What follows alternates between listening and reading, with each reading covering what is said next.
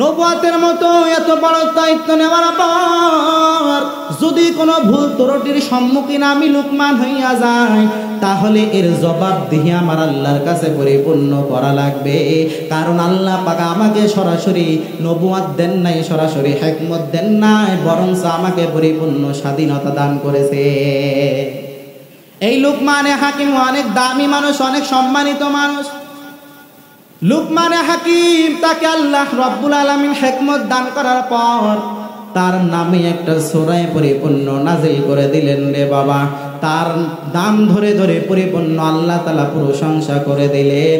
ওয়ালাকাদ আতাইনা লুকমানাল হিকমাতা আনিশকুর লিল্লাহ। চিল্লায়ে পড়েন আল্লাহু আকবার। আল্লাহ পাক জানায় দেন, আমি আল্লাহ রব্বুল আলামিন লুকমানকে হিকমত দান করলাম এবং লুকমানকে বললাম তুমি আমি আল্লাহর শুকরিয়া আদায় করো। লুকমানে হাকিম বিন্দু পরিমাণে শুকরিয়া আদায় করতে দেরি করে নাই।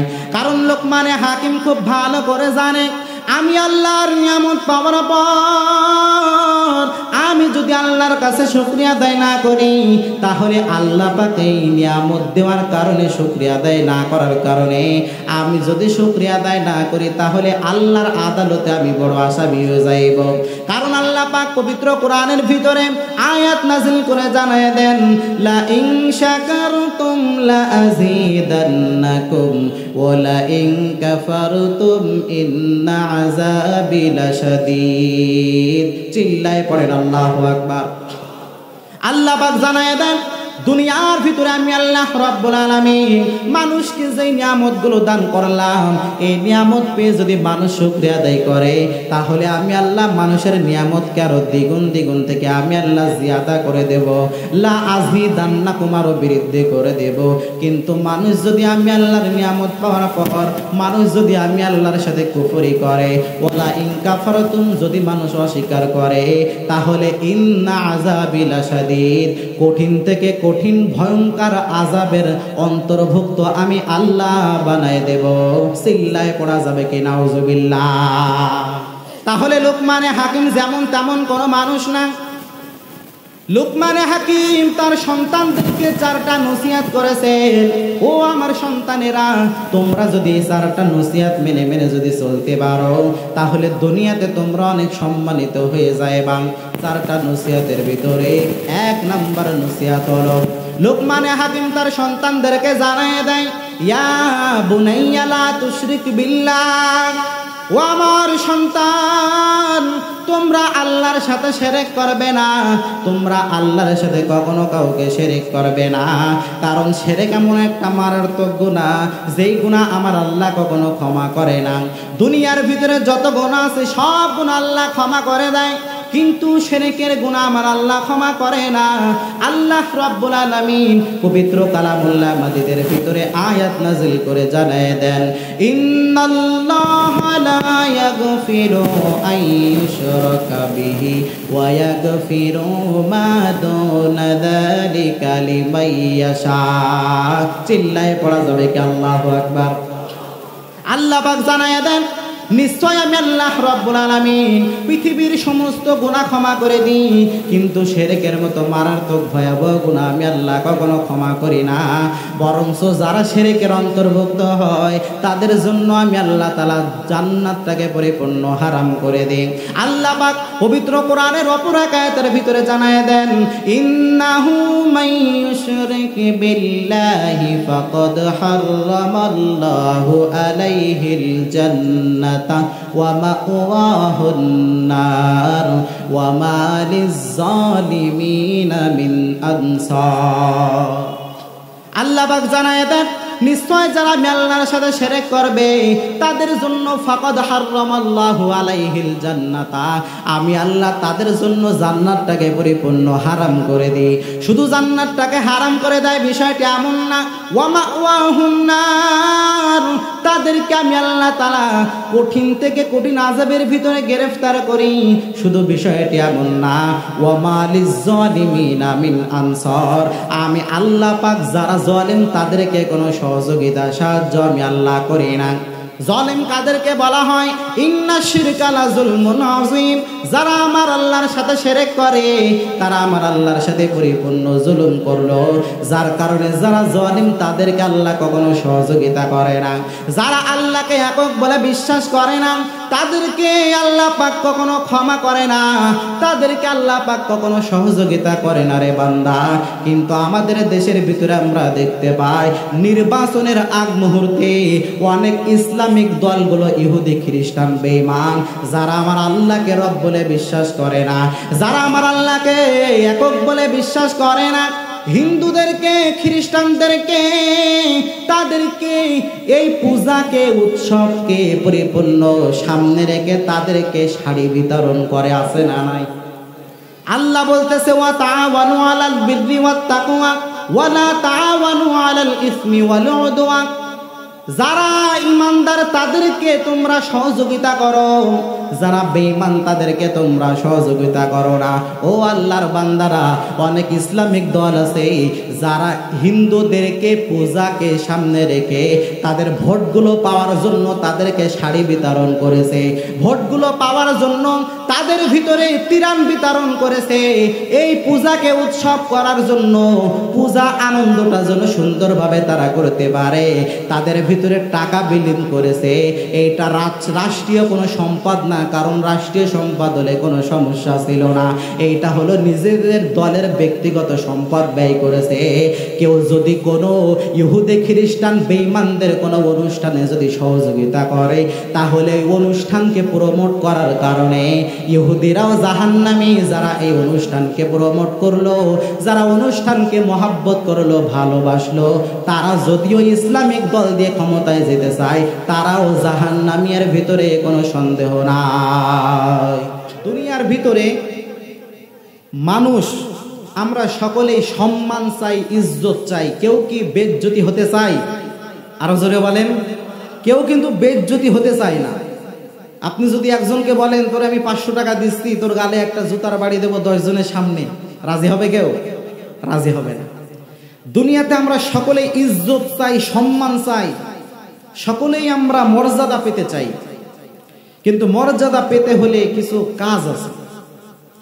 আল্লাহ রাব্বুল আলামিন দুনিয়ার ভিতরে আমাদের যতগুলো নিয়ামত দান করেছেন, যতগুলো নিয়ামত দান করেছেন, তার ভিতরে সব থেকে দামি নিয়ামত হলো আমাদের সন্তান। কি বলেন? আমাদের সন্তান হলো আমাদের জন্য সব থেকে দামি নিয়ামত।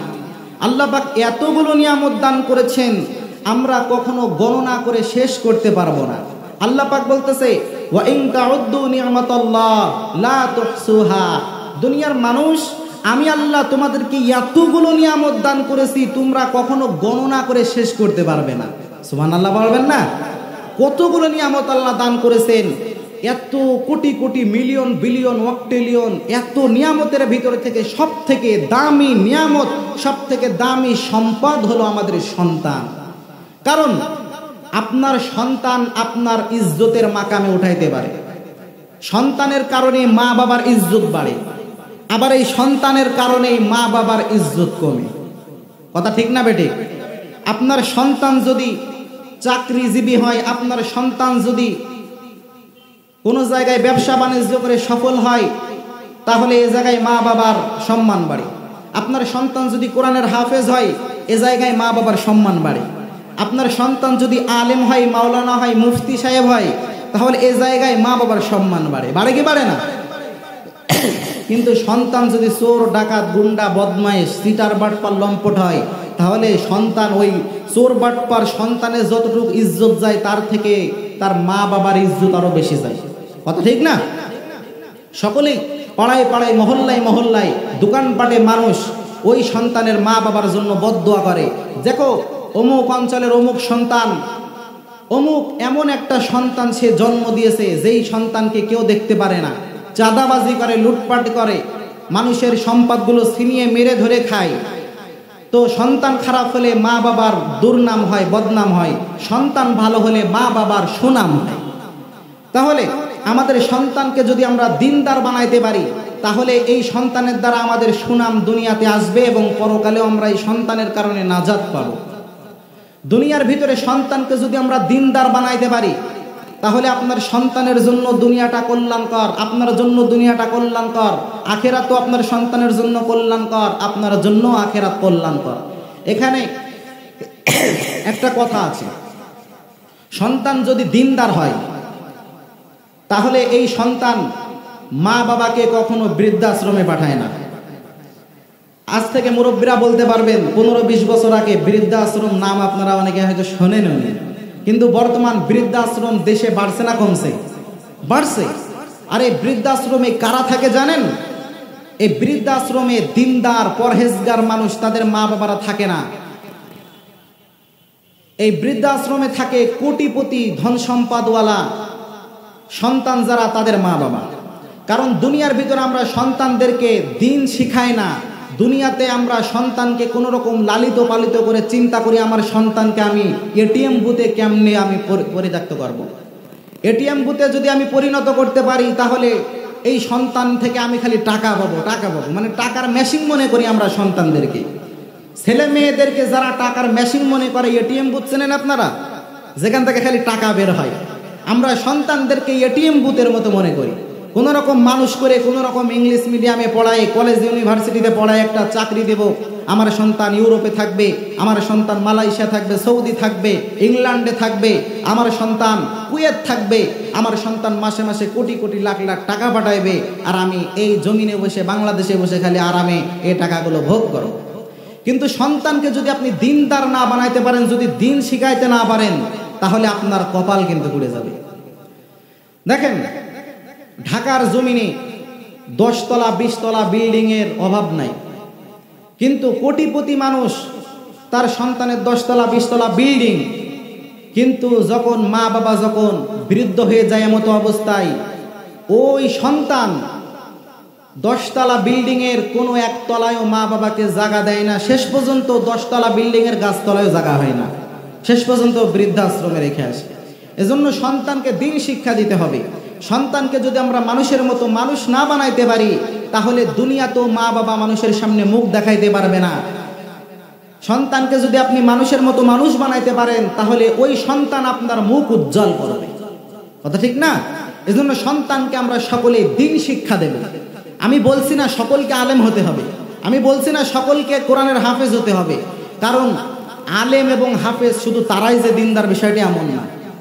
ঢাকার ভিতরে প্রোগ্রামে যায়, মাহফিলে যায় অনেক মানুষ, ডিসি, ওসি, পুলিশ, সরকারি চাকরিজীবী, কিন্তু মুখে দাঁড়িয়ে রাখছে, এসে মাশাল্লাহ দোয়া নাই হুজুর, দোয়া করবেন, আলহামদুলিল্লাহ সরকারি চাকরি করি, তারপরেও 5 ওয়াক্ত নামাজ ছাড়ি না, ইবাদত বন্দেগী কোনোটাই ঘাটতি করে না, কমতি করে না। সুতরাং এই সমস্ত হাওলা থেকে বোঝা যায় মানুষ শুধু মাদ্রাসাতে পড়লেই, মানুষ শুধু কোরআনের হাফেজ আলেম হলেই যে দিনদার হয়, বিষয়টা এমন না। এজন্য সন্তানকে দিন শিখাইতে হবে, কোরআন শিখাইতে হবে। আমি আপনাদের সামনে যেই সূরা থেকে একটা আয়াতে কারিমা তেলাওয়াত করেছি, সূরার নাম হলো সূরা লুকমান। এই লুকমান নামকরণ করে আল্লাহ তাআলা পবিত্র কোরআনের ভিতরে একটা সূরাই নাজিল করেছেন। শুধু তাই নয়, লুকমানের নাম ধরে আল্লাহ তাআলা কোরআনের ভিতরে প্রশংসা করেছেন। তাহলে বুঝতে হবে লুকমান যেমন তেমন কোনো মানুষ না।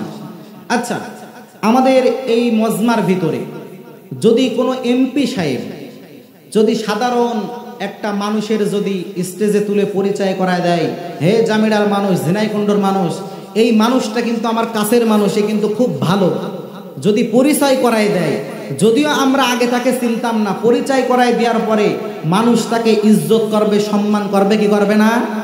করবে। যদি এমপি সাহেব কাউকে পরিচয় করায় দেয়, তাহলে বুঝতে হবে এই মানুষটাও কোনো সাধারণ মানুষ না। ঠিক তেমনি আল্লাহ পাক পবিত্র কুরআনুল কারীমের ভিতরে সূরা লুকমানের 12 নম্বর আয়াতের ভিতরে আয়াত নাজিল করে লুকমানের পরিচয় করায় দিতেছেন। সুতরাং আমাদের বোঝা লাগবে লুকমানও কোনো সাধারণ মানুষ না। লুকমানে হাকিম, লুকমান কোনো নবী ছিলেন না। লুকমান তিনি ছিলেন আল্লাহওয়ালা, বুজুর্গ একজন আল্লাহওয়ালা মানুষ। অনেক কিছু দুর্বল রেওয়ায়েতে আসে যে লুকমানে হাকিম তিনি নবী ছিলেন, কিন্তু সবাল রেওয়াজ যেটা, সেটা লুকমানে হাকিম কোনো নবী ছিলেন না। আচ্ছা, নবী না হওয়া সত্ত্বেও কোরআনে নাম আল্লাহ দিয়েছেন, তাহলে দাম কম না বেশি? বেশি। তাই বলে এটা বুঝবেন না যে ফেরাউনের নামও তো কোরআনে আছে, তাই বলে ফেরাউনও যে অনেক দামি, বিষয়টা কিন্তু এমন না। লুকমানে হাকিম অনেক সম্মানিত একজন ব্যক্তি। আমাদের অঞ্চলের ভিতরে আশেপাশে অনেক জায়গায় লোকমানে হাকিম অনেক মানুষের নাম আছে। কেউ আছে নামাজ কালাম পড়ে, রোজা ইবাদত বন্দেগী সব করে, কেউ আছে নামাজ রোজা ইবাদত বন্দেগী একটাও করে না। তাই বলে দুইজনে কি সম্মানিত কোরআনে নাম আছে বলে? না, দুইজনই সম্মানিত না। যাই হোক, আল্লাহ রাব্বুল আলামিন সূরা লুকমানের ভিতরে লুকমানের প্রশংসা করেছেন এবং লুকমানে হাকিম তার সন্তানদেরকে কিছু নসিহাত করেছেন, যেই নসিহাতগুলো আল্লাহ তাআলা কোরআনের ভিতরে আয়াত নাজিল করেছেন মানুষকে জানানোর জন্য। তাহলে বুঝতে হবে এই যেই নসিহাতগুলো করেছেন লুকমানে হাকিম, এই নসিহাতও কোনো কুমা নসিহাত না, যেমন তেমন নসিহাত না। যদি যেমন তেমন নসিহাত হইতো তাহলে আল্লাহ তাআলা কোরআনের ভিতরে নাজিল করতেন না। কথা ঠিক না? আল্লাহ তাআলা ইচ্ছা করলে আরো বিভিন্ন অন্য অন্য কিতাবের ভিতরে নাজিল করতে পারতেন, কিন্তু না, আল্লাহ তাআলা কোরআনের ভিতরে নাজিল করেছেন।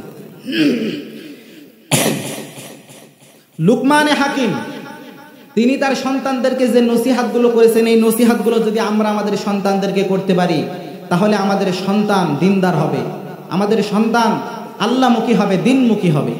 এজন্য এই নসিহাতগুলো আমাদের সন্তানদেরকে করতে হবে। দুনিয়ার ভিতরে কে না চায় যে আমার সন্তান দিনদার হোক? চায় না এমন কেউ আছে এখানে?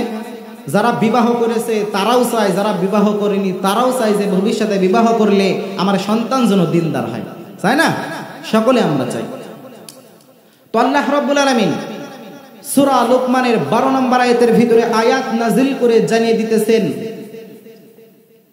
ওয়ালাকাদ আতাইনা লুকমানাল হিকমাতা আনিশকুর লিল্লাহ ওয়া মান ইয়াশকুর ফাইন্নামা ইয়াশকুরু লিনাফসিহি ওয়া মান কাফারা ফাইন্নাল্লাহা গানিয়্যুন হামিদ।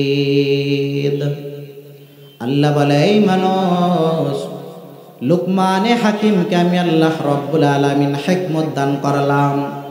লুকমানে হাকিমকে আমি আল্লাহ রাব্বুল আলামিন হিকমত দান করার পরে জানাই দিলাম, ও লুকমান, আনিশকুর লিল্লাহ, তুমি আমি আল্লাহর কাছে শুকরিয়া আদায় করো।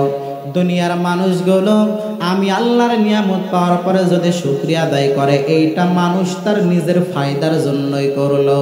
আবার যদি কেউ আল্লাহর নিয়ামত পেয়ে যদি শুকরিয়া আদায় না করে, এইটা মানুষ তার নিজের ক্ষতির জন্যই করলো। আল্লাহ পাক জানায় দেন, দুনিয়ার মানুষ নিয়ামত পাওয়ার পরে যদি শুকরিয়া আদায় করে, এতে আমি আল্লাহর কোনো ফায়দা নাই। দুনিয়ার মানুষ আমি আল্লাহর নিয়ামত পাওয়ার পর তারা যদি আমি আল্লাহর কাছে যদি শুকরিয়া আদায় না করে, এতে আমি আল্লাহর কোনো ক্ষতি নাই। ওয়া মান কাফারা ফাইন্নাল্লাহা গানিয়্যুন হামিদ। আল্লাহ পাক জানায় দেন, দুনিয়ার মানুষকে আমি আল্লাহ এত পরিমাণে নিয়ামত দান করলাম, এই নিয়ামতগুলো মানুষ পাওয়ার পর মানুষ যদি আমি আল্লাহর সাথে নাফরমানি করে, আমি আল্লাহর বিন্দু পরিমাণে কোনো ক্ষতি নাই, কারণ আমি আল্লাহ মানুষ শুকরিয়া আদায় করবে এই মুখাপেক্ষী না। আমি আল্লাহ কারণ মুখাপেক্ষী না। আমি আল্লাহ এমন একজন আল্লাহ, আমি রব এমন একজন রব, আমি রব কারোর মুখাপেক্ষী না। দুনিয়ার মানুষ যদি তারা নিয়ামত পেয়ে যদি শুকরিয়া আদায় করে, এইটা তাদের ফায়দার জন্যই তারা করলো। দুনিয়ার মানুষ নিয়ামত পেয়ে যদি শুকরিয়া আদায় না করে, তাহলে এইটা নিজের ক্ষতির জন্যই পরিপূর্ণ করলো। লুকমানে হাকিমকে আল্লাহ রাব্বুল আলামিন হিকমত দান করেছেন। লুকমানে হাকিম হিকমত সম্পূর্ণ আলা ব্যক্তি। হিকমত বলা হয় একটা জ্ঞান, হিকমত মানে সত্য মিথ্যা পার্থক্যকারী জ্ঞান। সংক্ষেপে একটা ঘটনা বললে আপনারা বুঝতে পারবেন। আল্লামা কাসেম নানুতুবি রহমাতুল্লাহ আলাইহি, তিনি জগৎ বিখ্যাত একজন বড় আল্লাহওয়ালা ছিলেন। সে হক কথা বলার কারণে তার প্রশাসনের লোক তাকে আটক করার জন্য তার মাদ্রাসার ভিতরে রওনা করেছে। কাসেম নানুতুবিকে প্রশাসনের মানুষ তারা কেউ চেনে না। কাসেম নানুতুবি ছদ্মবেশে দাঁড়ায় আছে, এমত অবস্থার ভিতরে কাসেম নানুতুবিকে গিয়ে ডাক দিয়ে প্রশাসন জানিয়ে দেয়, ও আল্লাহর বান্দা, এই প্রতিষ্ঠানের ভিতরে মাদ্রাসার ভিতরে কাসেম নানুতুবি নামে কেউ আছে, তাকে তুমি চেনোনি, সে কোথায়? কাসেম নানুতুবি ছদ্মবেশে আছে, প্রশাসনের মানুষ চিনতে পারতেছে না।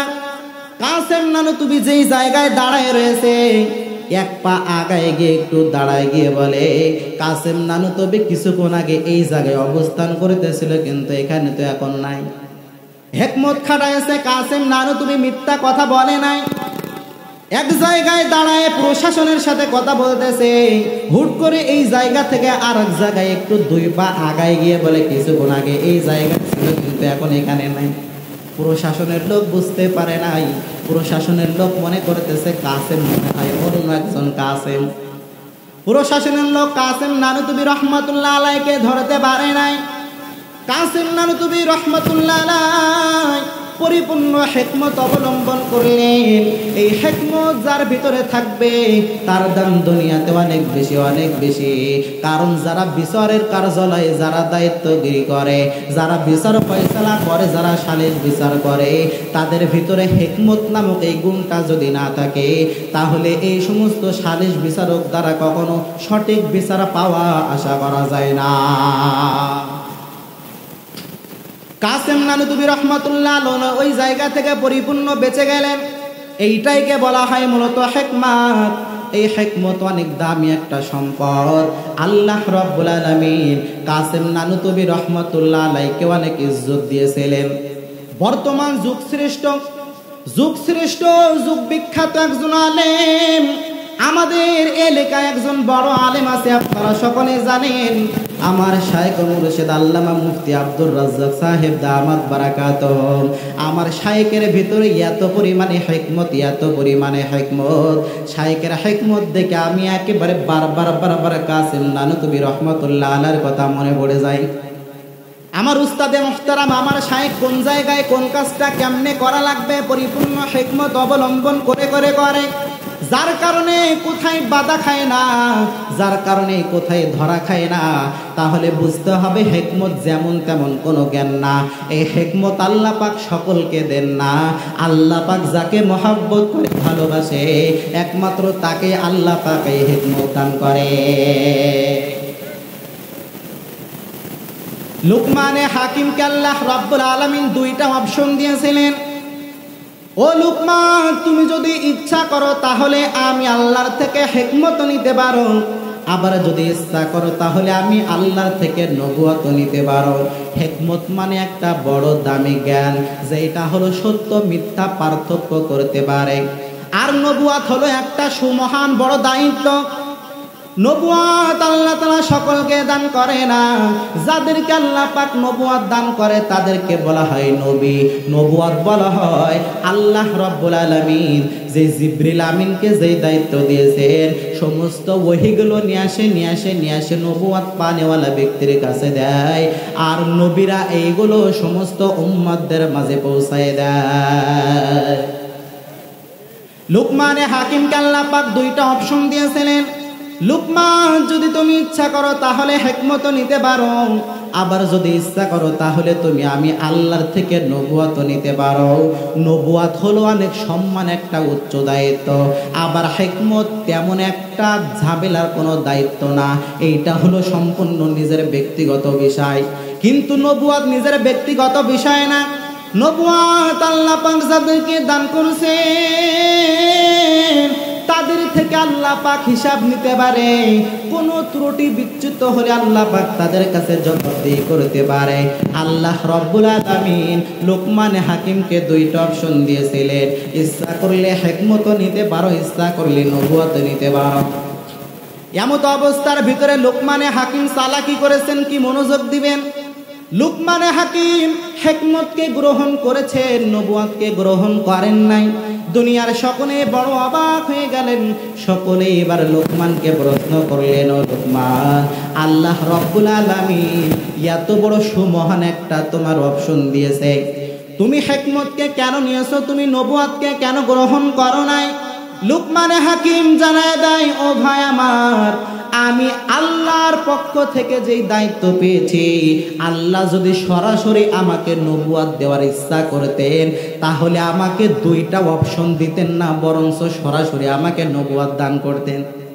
কিন্তু আল্লাহ তাআলা আমাকে সরাসরি নবুয়াত দান করেন নাই, বরঞ্চ আল্লাহ রাব্বুল আলামিন আমাকে ঐচ্ছিক ব্যাপার দিয়েছে, পরিপূর্ণ ইচ্ছা দিয়েছেন, পরিপূর্ণ স্বাধীনতার ব্যাপার আল্লাহ আমাকে দান করেছেন। ইচ্ছা করলে নবুয়াত নিতে পারো, ইচ্ছা করলে তুমি হিকমত নিতে পারো। এখানে আর একটা কথা বোঝা লাগবে, কেউ যদি কোনো দায়িত্ব নিজের পক্ষ থেকে জোর করে নেয়, ওই দায়িত্ব পালন করতে গিয়ে যদি কোনো ত্রুটি বিচ্যুত হয় তাহলে সকলে তাকে বলবে তুমি দায়িত্ব পালন করতে পারো না, আবার দায়িত্ব কেন নিতে গেছো? যেহেতু আল্লাহ তাআলা আমাকে সরাসরি আমাকে নবুয়াত দেন নাই, আল্লাহ পাক আমাকে দুইটা অপশন দিয়েছেন, তার মানে এখানে আল্লাহ পাক আমার নিজের পরিপূর্ণ স্বাধীনতা দান করেছেন। আমি যদি নিজ পক্ষ থেকে নবুয়াত নিয়ে যদি নবুয়াতের দায়িত্ব আমি যদি পালন না করতে পারি তাহলে এটা আমি নিজ পক্ষ থেকে নবুয়াত নেওয়া হইবে। আল্লাহ যদি আমাকে সরাসরি নবুয়াত দান করত তাহলে এই সুমহান দায়িত্ব পালন করতে গিয়ে কোনো ত্রুটি বিচ্যুত হলে আমি আল্লাহকে বলতে পারতাম, আল্লাহ নবুয়াতের দায়িত্ব আমি তো ইচ্ছা করে নিই নাই, বরঞ্চ তুমি দিয়েছ, ভুল হয়েছে, সমাধান করার দায়িত্ব তোমার। কথা ঠিক কিনা? কিন্তু দায়িত্ব যেহেতু আমি নিজ পক্ষ থেকে নেব, নবুয়াতের মতো এত বড় দায়িত্ব নেওয়ার পর যদি কোনো ভুল ত্রুটির সম্মুখীন আমি লুকমান হইয়া যাই তাহলে এর জবাবদিহি আমার আল্লাহর কাছে পরিপূর্ণ করা লাগবে। কারণ আল্লাহ পাক আমাকে সরাসরি নবুয়াত দেন নাই, সরাসরি হিকমত দেন নাই, বরঞ্চ আমাকে পরিপূর্ণ স্বাধীনতা দান করেছে। এই লুকমানে হাকিম অনেক দামি মানুষ, অনেক সম্মানিত মানুষ। লুকমানে হাকিম তাকে আল্লাহ রাব্বুল আলামিন হিকমত দান করার পর তার নামে একটা সূরা পরিপূর্ণ নাজিল করে দিলেন রে বাবা। তার নাম ধরে ধরে পরিপূর্ণ আল্লাহ তাআলা প্রশংসা করে দিলেন, ওয়ালাকাদ আতাইনা লুকমানাল হিকমাতা আনিশকুর লিল্লাহ। চিল্লায়ে পড়েন আল্লাহু আকবার। আল্লাহ পাক জানায় দেন, আমি আল্লাহ রাব্বুল আলামিন লুকমানকে হিকমত দান করলাম এবং লুকমানকে বললাম তুমি আমি আল্লাহর শুকরিয়া আদায় করো। লুকমানে হাকিম বিন্দু পরিমাণে শুকরিয়া আদায় করতে দেরি করে নাই। কারণ লুকমানে হাকিম খুব ভালো করে জানে আমি আল্লাহর নিয়ামত পাওয়ার পর আমি যদি আল্লাহর কাছে শুকরিয়া আদায় না করি তাহলে আল্লাহ পাক এই নিয়ামত দেওয়ার কারণে শুকরিয়া আদায় না করার কারণে আমি যদি শুকরিয়া আদায় না করি তাহলে আল্লাহর আদালতে আমি বড় আসামি হয়ে যাইব। কারণ আল্লাহ পাক পবিত্র কোরআনের ভিতরে আয়াত নাযিল করে জানায় দেন, লা ইন শাকারতুম লা আযীদান্নাকুম ওয়া লা ইন কাফারতুম ইন্না আযাবি লাশাদীদ। চিল্লায়ে পড়েন আল্লাহু আকবার। আল্লাহ পাক জানায় দেন, দুনিয়ার ভিতরে আমি আল্লাহ রাব্বুল আলামিন মানুষকে যে নিয়ামতগুলো দান করলাম এই নিয়ামত পেয়ে যদি মানুষ শুকরিয়া আদায় করে তাহলে আমি আল্লাহ মানুষের নিয়ামতকে আরো দ্বিগুণ থেকে আমি আল্লাহ জিয়াদা করে দেব, লা আযীদান্নাকুম আরো বৃদ্ধি করে দেব। কিন্তু মানুষ যদি আমি আল্লাহর নিয়ামত পাওয়ার পর মানুষ যদি আমি আল্লাহর সাথে কুফরি করে, ওয়ালা ইন কাফারতুম যদি মানুষ অস্বীকার করে তাহলে ইন্না আযাবি লাশাদীদ কঠিন থেকে কঠিন ভয়ঙ্কর আযাবের অন্তর্ভুক্ত আমি আল্লাহ বানায় দেব। চিল্লায় পড়া যাবে কি নাউজুবিল্লাহ। তাহলে লুকমানে হাকিম যেমন তেমন কোনো মানুষ না। লুকমানে হাকিম তার সন্তানদেরকে 4টা নসিহত করেছেন, ও আমার সন্তানেরা তোমরা যদি 4টা নসিহত মেনে যদি চলতে পারো তাহলে দুনিয়াতে তোমরা অনেক সম্মানিত হয়ে যাবে। 4টা নসিহতের ভিতরে 1 নম্বর নসিহত হলো লুকমানে হাকিম তার সন্তানদেরকে জানায় দেয়, ইয়া বুনাইয়া লা তুশরিক বিল্লাহ, ও আমার সন্তান তোমরা আল্লাহর সাথে শিরক করবে না, তোমরা আল্লাহর সাথে কখনো কাউকে শিরক করবে না। কারণ শিরক এমন একটা মারাত্মক গুনাহ যেই গুনাহ আমার আল্লাহ কখনো ক্ষমা করে না। দুনিয়ার ভিতরে যত গুনাহ আছে সব গুনাহ আল্লাহ ক্ষমা করে দেয়, কিন্তু শিরকের গুনাহ আমার আল্লাহ ক্ষমা করে না। আল্লাহ রাব্বুল আলামিন পবিত্র কালামুল্লাহ মাজিদের ভিতরে আয়াত নাযিল করে জানায় দেন, ইন্নাল্লাহা লা ইয়াগফিরু আন ইউশরাকা বিহি ওয়া ইয়াগফিরু মা দুনা যালিকা লিমান ইয়াশা। চিল্লায়ে পড়া যাবে কি আল্লাহু আকবার? আল্লাহ পাক জানায় দেন, নিশ্চয় আমি আল্লাহ রাব্বুল আলামিন পৃথিবীর সমস্ত গুনাহ ক্ষমা করে দিই, কিন্তু শিরকের মতো মারাত্মক ভয়াবহ গুনাহ আমি আল্লাহ কখনো ক্ষমা করি না। বরঞ্চ যারা শিরকের অন্তর্ভুক্ত হয় তাদের জন্য আমি আল্লাহ তাআলা জান্নাতটাকে পরিপূর্ণ হারাম করে দিই।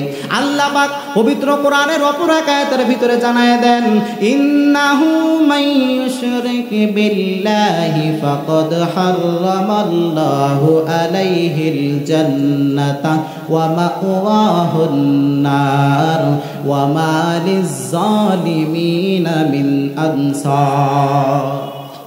আল্লাহ পাক জানায় দেন, নিশ্চয় যারা আমি আল্লাহর সাথে শিরক করবে তাদের জন্য ফাকাদ হারামাল্লাহু আলাইহিল জান্নাতা, আমি আল্লাহ তাদের জন্য জান্নাতটাকে পরিপূর্ণ হারাম করে দিই।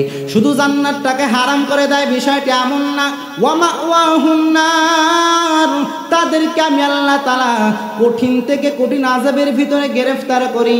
শুধু বিষয়টি এমন না, ওয়া মা লিয-যালিমিনা মিন আনসার, আমি আল্লাহ পাক যারা জালিম তাদেরকে কোনো সহযোগিতা সাহায্য আমি আল্লাহ করি না। জালিম কাদেরকে বলা হয়? ইন্না শিরকা লা যুলমুন আযীম, যারা আমার আল্লাহর সাথে শিরক করে তারা আমার আল্লাহর সাথে পরিপূর্ণ জুলুম করলো, যার কারণে যারা জালিম তাদেরকে আল্লাহ কখনো সহযোগিতা করে না। যারা আল্লাহকে একক বলে বিশ্বাস করে না তাদেরকে আল্লাহ পাক কখনো ক্ষমা করে না, তাদেরকে আল্লাহ পাক কখনো সহযোগিতা করে না রে বান্দা। কিন্তু আমাদের দেশের ভিতরে আমরা দেখতে পাই নির্বাচনের আগ মুহূর্তে অনেক ইসলামিক দলগুলো ইহুদি খ্রিস্টান বেঈমান, যারা আমার আল্লাহকে রব বলে বিশ্বাস করে না, যারা আমার আল্লাহকে একক বলে বিশ্বাস করে না, হিন্দুদেরকে খ্রিস্টানদেরকে তাদেরকে এই পূজাকে উৎসবকে পরিপূর্ণ সামনে রেখে তাদেরকে শাড়ি বিতরণ করে, আছে না নাই? আল্লাহ বলতেছে, ওয়া তাআওয়ানু আলাল বিররি ওয়াত তাকওয়া ওয়া লা তাআওয়ানু আলাল ইসমি ওয়াল উদওয়ান, যারা ঈমানদার তাদেরকে তোমরা সহযোগিতা করো, যারা বেঈমান তাদেরকে তোমরা সহযোগিতা করো না। ও আল্লাহর বান্দারা, অনেক ইসলামিক দল আছে যারা হিন্দুদেরকে পূজাকে সামনে রেখে তাদের ভোটগুলো পাওয়ার জন্য তাদেরকে শাড়ি বিতরণ করেছে, ভোটগুলো পাওয়ার জন্য তাদের ভিতরে তিরান বিতরণ করেছে, এই পূজাকে উৎসব করার জন্য, পূজা আনন্দটা যেন সুন্দরভাবে তারা করতে পারে তাদের ভিতরে টাকা বিলীন করেছে। এইটা রাষ্ট্রীয় কোনো সম্পদ না, কারণ রাষ্ট্রীয় সম্পদ হলে কোনো সমস্যা ছিল না, এইটা হলো নিজেদের দলের ব্যক্তিগত সম্পদ ব্যয় করেছে। কেউ যদি কোনো ইহুদি খ্রিস্টান বেঈমানদের কোনো অনুষ্ঠানে যদি সহযোগিতা করে তাহলে এই অনুষ্ঠানকে প্রমোট করার কারণে ইহুদিরাও জাহান্নামী। যারা এই অনুষ্ঠানকে প্রমোট করলো, যারা অনুষ্ঠানকে মহাব্বত করলো, ভালোবাসলো, তারা যদিও ইসলামিক দল দিয়ে ক্ষমতায় যেতে চায় তারাও জাহান্নামী, এর ভিতরে কোনো সন্দেহ নাই। কারণ কেউ যদি আমার আল্লাহর সাথে শিরক করে, ওই শিরকি কাজকে প্রমোট করার জন্য, ওই শিরকি কাজকে সুন্দরভাবে লালিত পালিত করার জন্য, উৎসবকে আনন্দ আরো অনেক উৎফুল্ল করার জন্য এখানে কোনো ইমানদার বিন্দু পরিমাণে কোনো সহযোগিতা করতে পারে না। কোনো মুসলমান বিন্দু পরিমাণ কোনো পূজাকে উৎসব আনন্দ তাদের জন্য আরো সুন্দরভাবে এই জায়গায় সহযোগিতা করতে পারে না, কারণ তারা হলো আল্লাহর সাথে জুলুম করেছে। আর যে ব্যক্তি আল্লাহর সাথে জুলুম করেছে সেই ব্যক্তি আমাদের কখনো বন্ধু হতে পারে না। এই জন্য ইহুদি খ্রিস্টানদেরকে সহযোগিতা করা যাবে না। অনেকে বলবে, হুজুর যদি তারা মৃত্যু সজ্জায় শায়িত হয়ে যায় সেই ব্যাপার আলাদা, ওই ব্যাপারে সহযোগিতা করা যাবে। কিন্তু হিন্দুরা পূজা করবে, আর তাদের এই পূজার উৎসব আরো যেন সুন্দরভাবে করতে পারে, গরিব হোক যাই হোক না কেন, পূজাকে কেন্দ্র করে সহযোগিতা করা যাবে না। যদি বস্ত্র হারা হয়, যদি খাবার ছাড়া হয়, যদি কষ্টে দুঃখে যদি মৃত্যু সজ্জায় শায়িত হয়, সে অবস্থায় তাদের সহযোগিতা করা যাবে, কোনো সমস্যা নাই। কিন্তু পূজাকে কেন্দ্র করে তাদের মাঝে শাড়ি বিতরণ করা যাবে না। যাদের বলেছি তারা টের পাচ্ছে। স্পষ্ট আল্লাহ পাক কোরআনের ভিতরে বলতেছে, ওয়া তাআওয়ানু আলাল বিররি ওয়াত তাকওয়া ওয়া লা তাআওয়ানু আলাল ইসমি ওয়াল উদওয়ান। ঘোষণা আমার না আল্লাহ। আরো জোরে বলেন, আমার না আল্লাহ। সুতরাং কে বেজার হলো, কে মন খারাপ করলো, এটা আমার দেখার বিষয় না, কারণ ঘোষণা আমার আল্লাহ। সুতরাং লোকমান হাকিম তার সন্তানদেরকে বললেন, ইয়া বুনাইয়া লা তুশরিক বিল্লাহ, তোমরা আল্লাহর সাথে কখনো শিরকে লিপ্ত হইও না, কারণ এই শিরক এমন একটা মারাত্মক গুনাহ। আল্লাহ রাব্বুল আলামিনের প্রিয় হাবিব পয়গম্বর হাদিসের ভিতরে জানায় দেন, তোমাদেরকে যদি কতল করা হয় তারপরও তোমরা আল্লাহর সাথে শিরক করবে না। যদি তোমাদেরকে আগুনের ভিতরে পোড়ানো হয় তারপরও তোমরা আল্লাহর সাথে শিরক করবে না। আল্লাহ নবী সাল্লাল্লাহু আলাইহি ওয়াসাল্লাম জানায় দেন, লা তুশরিক বিল্লাহি শাইআন ওয়া ইন কুতিলতা ওয়া হুররিকতা। আল্লাহর নবী জানায় দেন, ও দুনিয়ার মানুষেরা, ও আমার উম্মতেরা, তোমাদেরকে যদি ওয়া ইন কুতিলতা, তোমাদেরকে যদি হত্যা করা হয় তারপরও আল্লাহর সাথে তোমরা কখনো শিরক করবে না। ওয়া হুররিকতা, তোমাদেরকে যদি আগুনে জ্বালানো হয় তারপরও তোমরা আল্লাহর সাথে শিরক করবে না। শিরক কেমন একটা মারাত্মক গুনাহ, এই মারাত্মক গুনার ভিতরে তোমরা লিপ্ত হবে না। 2 নাম্বার নসিহত লোকমান হাকিম তার সন্তানদেরকে করলেন।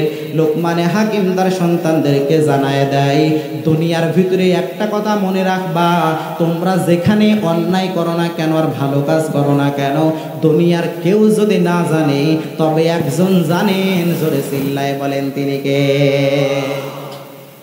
তোমরা যদি নেক আমল করো এইটাও দুনিয়ার কেউ না জানলে আল্লাহ খুব ভালো করে জানে। তোমরা যদি বদ আমল করো এইটাও দুনিয়ার কেউ না জানলে আল্লাহ খুব ভালো করে জানে। এই চিন্তাধারা নিয়ে যদি তোমরা জমিনের ভিতরে আগাইতে পারো তাহলে কারোর দ্বারা অন্যায় লিপ্ত হওয়া বিন্দু পরিমাণে সম্ভব হবে না। এই চিন্তাধারা নিয়ে মানুষ যদি আগাইতে পারো তাহলে বড় বড় মারাত্মক ভুল করা কারোর দ্বারা সম্ভব হবে না। কারণ দুনিয়ার মানুষ সর্বপ্রথমে জানবে, আমার মনের খবর কেউ না জানলে আমার আল্লাহ জানে। হাদিসের ভিতরে এসেছেন, তাফসীর ইবনে কাসিরের ভিতরে আল্লামা ইবনে কাসির রাহমাতুল্লাহ আলাইহি জানায় দিয়েছেন, ইবনে কাসিরের ভিতরে বলতেছেন, লোকমান হাকিম তার সন্তানদেরকে এইভাবে বোঝাইতেছেন, ও আমার সন্তানেরা, তোমরা যদি কোনো চতুর্দিক থেকে আটকানো, কোনো দিক থেকে কোনো ছিদ্র নাই, কোনো ফাঁকা নাই, এমন একটা পাথরের ভিতরে গিয়ে যদি তোমরা গুনাহ করো বা নেক আমল করো তাহলে এই খবরটাও আমার আল্লাহ পরিপূর্ণ জানে। লোকমান হাকিম তার সন্তানদেরকে নসিহত করতেছেন। 3 নাম্বার নসিহত লোকমান হাকিম তার সন্তানদেরকে করলেন, ও আমার সন্তানেরা, দুনিয়ার ভিতরে তোমরা নামাজ পরিপূর্ণ প্রতিষ্ঠিত করবা, নামাজ কায়েম করবা, নিজেরাও পড়বা। এই নামাজ কায়েম করার কথা বললে অনেকেই ভুল ব্যাখ্যা করে, আল্লাহ নামাজ কায়েম করতে বলেছে, আল্লাহ নামাজ পড়তে বলেনি। অনেকে বলে, কে বলে না। আপনি যদি নামাজ কায়েম মানে কি বুঝাইতেছে? নামাজ কায়েম করো মানে নামাজ সঠিকভাবে আদায় করো, সমাজে প্রতিষ্ঠিত করো, এই বলে নাই। সমাজে প্রতিষ্ঠিত করো এটা পরের ব্যাখ্যা। সর্বপ্রথম নামাজ যেমন ভাবে আদায় করার কথা ঠিক তেমন ভাবে নামাজ আদায় করার নাম নামাজ কায়েম করা। কায়েম মানে আমরা বর্তমান বাংলা ব্যাখ্যা নেই, কিন্তু বাংলা ব্যাখ্যা নিলে হবে না রে বাবা। একটা মানুষ সৌদি গিয়েছে, সৌদি যাওয়ার পরে সৌদি গিয়ে যখন মসজিদে আজান দিচ্ছে তো তার এক বন্ধুকে বলছে যে, রে বন্ধু, এই দেশে দেখছি শুধু এই আজানটাই বাংলায় হয় আর বাদ বাকি সব আরবিতে। মানে বাংলাদেশে থাকতে থাকতে আজানটা ওর কাছে বাংলা হয়ে গেছে, কিন্তু আজান কি বাংলায় না আরবিতে? আরো জোরে বলেন, আজান আরবিতে, কিন্তু আমাদের কাছে কায়েম শব্দ শুনতে শুনতে শুনতে শুনতে এটা আমরা বাংলায় আমরা ব্যাখ্যা করি, কিন্তু বাংলায় ব্যাখ্যা করলে হবে না, পরিপূর্ণ আরবিতে ব্যাখ্যা করা লাগবে। লোকমান হাকিম তিনি তার সন্তানদেরকে জানায় দিলেন, ও আমার সন্তানেরা, তোমরা যদি দুনিয়ার ভিতরে যদি সর্বশ্রেষ্ঠ হতে চাও তাহলে 1 নম্বরে নামাজ তোমাদেরকে পরিপূর্ণ কায়েম করা লাগবে, 2 নম্বরে সৎ কাজের আদেশ তোমাদেরকে করা লাগবে, অসৎ কাজের নিষেধ তোমাদেরকে পরিপূর্ণ করা লাগবে। কুনতুম খায়রা উম্মাতিন উখরিজাত লিন-নাস তা'মুরুনা বিল মা'রুফি ওয়া তানহাউনা আনিল মুনকার ওয়া তু'মিনুনা বিল্লাহ। ঘোষণাকার আল্লাহ রাব্বুল আলামিন নিজেই জানায় দেন, তোমরাই হলো সর্বশ্রেষ্ঠ জাতি, তোমরাই হলো সর্বশ্রেষ্ঠ মানুষ। উখরিজাত লিন-নাস, যারা বাহির হবে মানুষকে সৎ কাজের আদেশ করার জন্য, যারা অসৎ কাজের নিষেধ করার জন্য, যারা জমিনের ভিতরে, যারা ঘর থেকে যারা উখরিজাত লিন-নাস, যারা বাইরে হয়ে যাইবে, তারাই হলো সর্বশ্রেষ্ঠ মানুষ। সৎ কাজের আদেশ করা লাগবে, অসৎ কাজের নিষেধ বান্দা পরিপূর্ণ করা লাগবে। বর্তমান সৎ কাজের আদেশ আর অসৎ কাজের নিষেধ যদি করতে যায় তাহলে আমাদেরকে জেল জুলুমের অনেক সময় সম্মুখীন হওয়া লাগে, যার কারণে আল্লাহর জমিনে আল্লাহর বিধান যদি কায়েম করতে চান, আল্লাহর জমিনে পরিপূর্ণ ইসলাম যদি প্রতিষ্ঠিত করতে চান, তাহলে দেশের সর্বোচ্চ মাকাম সংসদের ভিতরে কোরআনের আইন প্রতিষ্ঠিত করা লাগবে। তারপরে সৎ কাজের আদেশ করা যাবে, অসৎ কাজের নিষেধ করা যাবে। কেউ কোনো বাধা দিবে না, কেউ কোনো হুমকি ধামকি দিবে না, কিন্তু যতদিন আমরা সংসদে কোরআনটাকে পরিপূর্ণ না নিতে পারবো ততদিনই বাংলাদেশের ভিতরে পরিপূর্ণ ইসলাম কায়েম করা সম্ভব হবে না। এরপরে লোকমানে হাকিম তার সন্তানদেরকে এবার 4 নাম্বার নসিহত করলেন, ও আমার সন্তান, তোমরা মানুষের সাথে যখন কথা বলবা তখন কথা বলার ক্ষেত্রে খুব সাবধান। এই জবানের দ্বারা কারোর মনে কোনো কষ্ট দেওয়া যাবে না। মানুষের সাথে কথা বলার সময় মুখ বেঁকায় সেকায় কথা বলা যাবে না, কারণ আল্লাহর নবী সাল্লাল্লাহু আলাইহি ওয়াসাল্লাম জানায় দেন, আল মুসলিমু মান সালিমাল মুসলিমুনা মিন লিসানিহি ওয়া ইয়াদিহি। ওই ব্যক্তি পরিপূর্ণ মুসলমান যে ব্যক্তির 2 হাত এবং জবান থেকে অপর মুসলমান নিরাপদ। যে ব্যক্তির 2 হাত এবং জবান থেকে অপর মুসলমান নিরাপদ থাকে না, ওই ব্যক্তি পরিপূর্ণ মুসলমান হতে পারে না।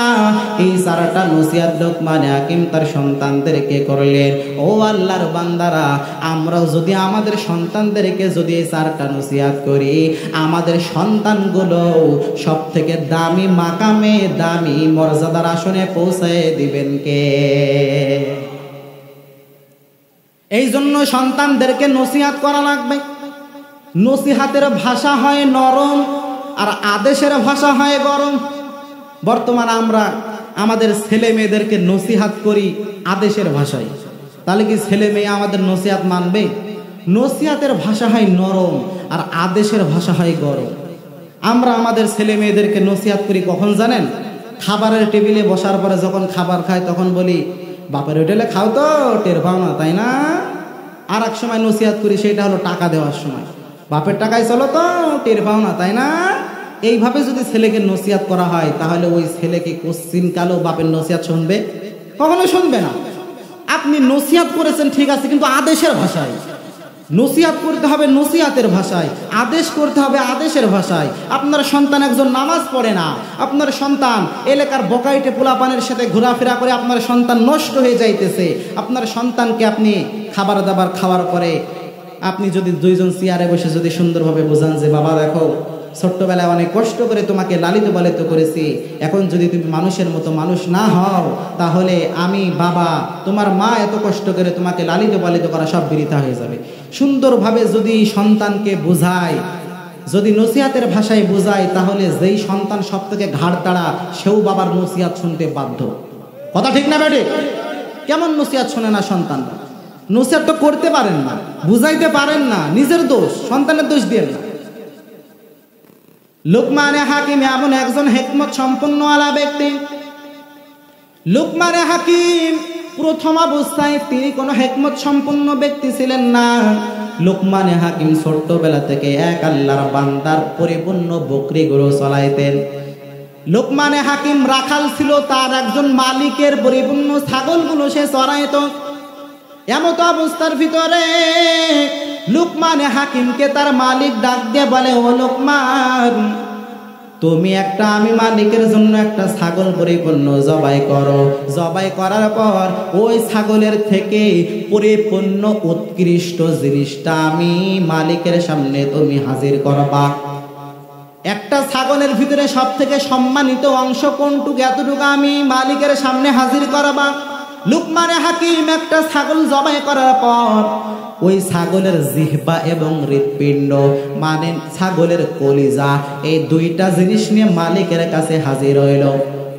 মালিক এবার পরের দিন আবার বলে, ও লোকমান, তুমি আমি মালিকের জন্য আর একটা ছাগল জবাই করো। এই ছাগল জবাই করার পর এই প্রাণীর ভিতরে সব থেকে নিকৃষ্ট কোন কোন জিনিস, এইগুলো আমি বাদশার সামনে, আমি মালিকের সামনে হাজির করো। লোকমানে হাকিম পরের দিন আবার ছাগল জবাই করেছে। আবার ছাগল জবাই করার পর ওই প্রথম দিন যেই উৎকৃষ্ট জিনিস নেওয়ার সময় জিহ্বা এবং হৃৎপিণ্ড নিয়েছিলেন, দ্বিতীয় দিন আবার জিহ্বা এবং হৃৎপিণ্ড মানে কলিজা, দুইটা জিনিস নিয়ে হাজির হয়ে গেছে। মালিকের মাথা গরম হয়ে গেছে। লোকমান, তুমি কি আমি মালিকের সাথে মস্করা করতেছো নাকি? আগের দিন বলেছি সব থেকে সম্মানিত জিনিস, সব থেকে উৎকৃষ্ট জিনিস আমি মালিকের সামনে হাজির করবা, সেই দিনও তুমি আনলা জিহ্বা এবং কলিজা। আবার আজকে আমি বললাম সব থেকে নিকৃষ্ট জিনিস আমি মালিকের সামনে হাজির করবা, আজকেও তুমি জিহ্বা এবং কলিজা এনেছো, তার মানে কি? লোকমানে হাকিম জানায় দেন, মালিক মাথা ঠান্ডা করেন, রাগান্বিত হওয়া যাবে না, কারণ সব জায়গায় রাগান্বিত হলে সবকিছুর সমাধান হয় না। লোকমানে হাকিম তার মালিকদেরকে জানায় দিল, মালিক, আপনি তো বিন্দু পরিমাণে মনে হয় এ বিষয়ে অবগত নাই। দুনিয়ার ভিতরে প্রতিটা পশু এবং প্রতিটা প্রাণীকে আল্লাহ তাআলা জিহ্বা দিয়েছে এবং অন্তর দিয়েছে, মানে কলব দিয়েছে। কেউ যদি তার এই জবান, জিহ্বা এবং কলবকে যদি পবিত্র করতে পারে, তাহলে সেই হয় দুনিয়ার ভিতরে সব থেকে উৎকৃষ্ট, মানে সম্মানিত। আবার কেউ যদি জিহ্বা এবং অন্তরকে যদি পবিত্র না করতে পারে, যদি ময়লা যুক্ত করে, তাহলে সেই ব্যক্তি হয়, সেই প্রাণী হয় সব থেকে নিকৃষ্ট। লোকমানে হাকিম এই জায়গা পরিপূর্ণ হিকমত অবলম্বন করেছেন। লোকমানে হাকিম তার মালিককে জানায় দেয়, ও মালিক, দুনিয়ার ভিতরে মানুষের জিহ্বাকে যদি কেউ হেফাজত করতে পারে এবং অন্তরকে যদি কেউ হেফাজত করতে পারে, তার দাম অনেক বেশি। কিন্তু কেউ যদি এই জবানকে, জিহ্বা এবং অন্তরকে যদি হেফাজত না করতে পারে, তাহলে তার মতো নিকৃষ্ট ব্যক্তি জমিনের ভিতরে আর দ্বিতীয় কেউ না। কারণ আল্লাহর নবী সাল্লাল্লাহু আলাইহি ওয়াসাল্লাম জানায় দেন, ক্বালা রাসূলুল্লাহ সাল্লাল্লাহু আলাইহি ওয়া আলিহি ওয়াসাল্লাম, মাইয়াজমাল লিমা বাইনাল লাহইহি ওয়া মা বাইনার রিজলাইহি আজমাল লাহুল জান্নাহ। আল্লাহর নবী সাল্লাল্লাহু আলাইহি ওয়াসাল্লাম জানায় দেন, ও আমার উম্মত, তোমরা যদি আমি নবীকে দুইটি জিনিস হেফাজতের জিম্মাদারি দিতে পারো, তোমরা যদি আমি নবীকে দুইটা জিনিস হেফাজতের যদি গ্যারান্টি দিতে পারো, তাহলে আমি পয়গম্বর তোমাদেরকে জানায় দিলাম, জান্নাতের 8টা দরওয়াজা থেকে যেই দরওয়াজা দিয়ে তোমাদের মন চায়, সেই দরওয়াজা দিয়ে তোমরা জান্নাতে প্রবেশ করতে পারবা। দুইটা জিনিসের ভিতরে 1 নাম্বারের জিনিস হলো মাইয়াজমাল লিমা বাইনাল লাহইহি। ও আল্লাহর বান্দারা, পয়গম্বর জানায় দেন, তোমাদের দুই সোয়ালের মধ্যবর্তী স্থানকে যদি তোমরা হেফাজত করতে পারো, ওয়া মা বাইনাল লাহইহি, মাইয়াজমাল লিমা বাইনাল লাহইহি ওয়া মা বাইনাল রিজলাইহি, যদি তোমাদের দ্বিতীয় নম্বরে তোমাদের দুই রানের মধ্যবর্তী স্থানকে যদি তোমরা হেফাজত করতে পারো, মানে 1 নম্বরে জিহ্বাকে যদি হেফাজত করতে পারো, 2 নম্বরে তোমাদের লজ্জা স্থানকে যদি হেফাজত করতে পারো, তাহলে আমি পয়গম্বর তোমাদেরকে জান্নাতে নিয়ে যাওয়ার জিম্মাদারি নিয়ে নেব। তাহলে এই জিহ্বা অনেক দামি জিনিস, জিহ্বাকে কন্ট্রোল করা লাগবে, জিহ্বাকে পরিপূর্ণ হেফাজত করা লাগবে এবং লজ্জাস্থানকেও পরিপূর্ণ হেফাজত করা লাগবে রে বান্দা। লোকমানে হাকিম যখন হিকমত সম্পূর্ণ হন নাই, এমত অবস্থার ভিতরে লুকমানে হাকিম রাখাল ছিল, কিন্তু লুকমানে হাকিম হিকমত সম্পন্ন ওয়ালা ব্যক্তি হওয়ার পর লুকমানে হাকিম হাজার হাজার মানুষের সামনে একদিন ওয়াজ নসিহত করতেছেন। এমত অবস্থার ভিতরে ছোট্টবেলার বাল্যকালের বন্ধু লুকমানে হাকিমের নসিহতের ওই ময়দানে বসে গেছে, নসিহত শুনতেছে, কিন্তু লুকমানে হাকিমকে চেনে না। এমত অবস্থার ভিতরে লুকমানে হাকিম তার নসিহতগুলো শেষ করার পর তার ছোট্টবেলার বাল্যকালের বন্ধু এসে ডাক দিয়ে বলে, তুমি কি সেই ছোট্টবেলার লুকমান নাকি? তুমি আর আমি একসাথে ছাগল চড়াইতাম। বলে, হ্যাঁ আমি সেই লুকমান। বলে, তুমি এত দামি কেমনে হইলে, এত সম্মানিত কেমনে হইলা? লুকমানে হাকিম জানায় দেয়, ও আমার বাল্যকালের বন্ধু, আমি আমার ভিতরে 4টা গুণ ঢুকাইছি, যার কারণে আল্লাহ রাব্বুল আলামিন এত সম্মানের মাকাম আমাকে দান করেছে।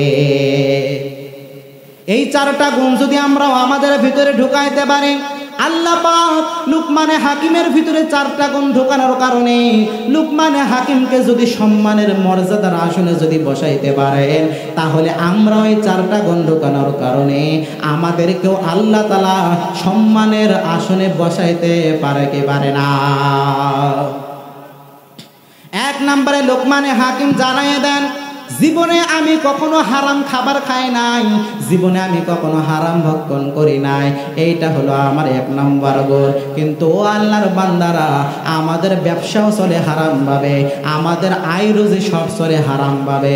লুকমানে হাকিম কখনো হারাম খাবার খাই নাই, কিন্তু আমরা হারাম খাবার ছাড়া হালাল খাবার আমরা খাই না। হারাম খাইতে খাইতে খাইতে খাইতে আমাদের জীবনটা পরিপূর্ণ হালাক করে ফেললাম।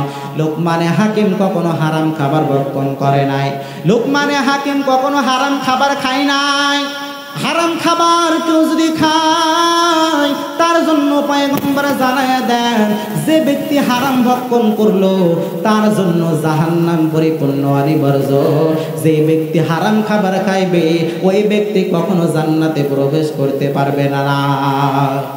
আল্লাহ নবী সাল্লাল্লাহু আলাইহি ওয়াসাল্লাম জানায়া দেন, লা ইয়াদখুলুল জান্নাতা জাসাদুন গুজিয়া বিল হারাম। ওই ব্যক্তি কখনো জান্নাতে প্রবেশ করতে পারবে না যে ব্যক্তি হারাম খাবার খাইবে, হারাম ভক্ষণকারী বিন্দু পরিমাণে কখনো জান্নাতে প্রবেশ করতে পারবে না। ও আল্লাহর বান্দারা, এই জন্য লুকমানের ভিতরে 1 নম্বর গুণ ছিল, লুকমানে হাকিম কখনো হারাম খাবার খায় নাই, যার কারণে সম্মানের মাকামে বসায় দিছেন কে? আল্লাহ পাক সম্মানের মাকামে বসায় দিয়েছেন।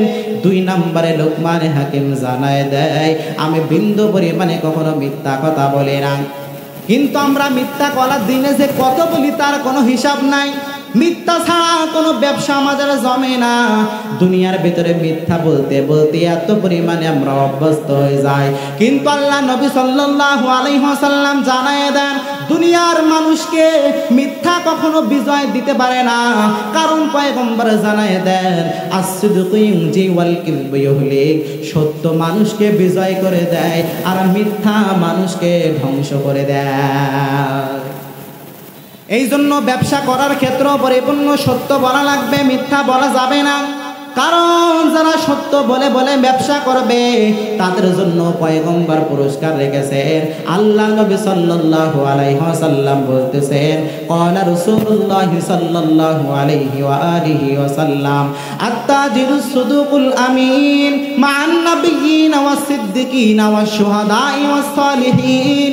দুনিয়ার ভিতরে যারা সত্যভাবে ব্যবসা করবে, দুনিয়ার ভিতরে যারা সৎভাবে ব্যবসা করবে, তাদেরকে আমার আল্লাহ রাব্বুল আলামিন নবীগণ, সিদ্দিকগণ, শহীদগণদের সাথে জান্নাতের ভিতরে মেহমান বানায় দিবে। তাহলে লুকমানে হাকিম 1 নম্বরে কখনো হারাম খাবার খায় নাই, 2 নম্বরে লুকমানে হাকিম মিথ্যা কথা বলে নাই, 3 নম্বরে লুকমানে হাকিম কখনো আমানতের খেয়ানত করে না।